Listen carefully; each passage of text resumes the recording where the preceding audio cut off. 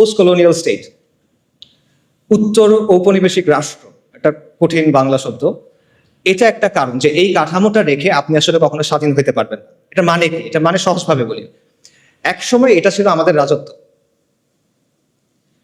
এটা আমাদের রাজত্ব ছিল। এটা পারফেক্ট ছিল না, এখানে অনেক সমস্যা ছিল, কিন্তু এটা আমাদের রাজত্ব ছিল। কিন্তু তারপর ফিরিঙ্গিরা আসছে, ব্রিটিশরা আসছে, ইউরোপিয়ানরা আসছে, এবং তারা এসে আমাদেরকে তাদের গোলাম বানাইছে, তারা এসে আমাদেরকে তাদের দাস বানাইছে, এবং তাদের একটা সিস্টেম আমাদের উপর চাপাই দিছে। এইটাই হলো কলোনিয়াল রাষ্ট্র। এবং এই কলোনিয়াল রাষ্ট্রের মূল উদ্দেশ্য হলো দুটা, একটা হলো কন্ট্রোল, একটা হলো এক্সপ্লয়টেশন, নিয়ন্ত্রণ এবং শোষণ। আর কোনো উদ্দেশ্য নেই। কলোনিয়াল যে ব্যুরোক্রেসি বা আমলাতন্ত্র, এটার উদ্দেশ্য ছিল এই দুটা। কলোনিয়াল যে পুলিশ, এটার উদ্দেশ্য ছিল এই দুটা। কলোনিয়াল যে সেনাবাহিনী, এটার উদ্দেশ্য ছিল এই দুটা। আজকে ফিরিঙ্গিরা নাই, ওরা চলে গেছে, অনেক আগেই চলে গেছে, কিন্তু ওদের যে সিস্টেম সেটা রয়ে গেছে।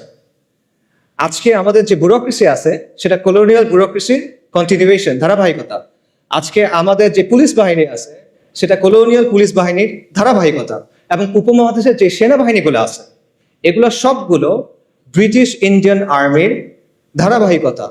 এটা ভেঙেই, মানে এটা থেকেই পাকিস্তান আর্মি এবং ইন্ডিয়ান আর্মি হয়েছে, এবং দেন সেখান থেকে বাংলাদেশ আর্মি হয়েছে। এগুলো হিস্টোরিক্যাল ফ্যাক্ট, কেউ ডিনাই করতে পারবে না। সো যেই কাঠামোটা তৈরি হয়েছিল নিয়ন্ত্রণের জন্য এবং কন্ট্রোল করার জন্য, সেই কাঠামোটাকে রেখে দিয়ে আপনি আসলে কিভাবে স্বাধীন হবেন, কিভাবে বিজয়ী হবেন? এটা পসিবল না।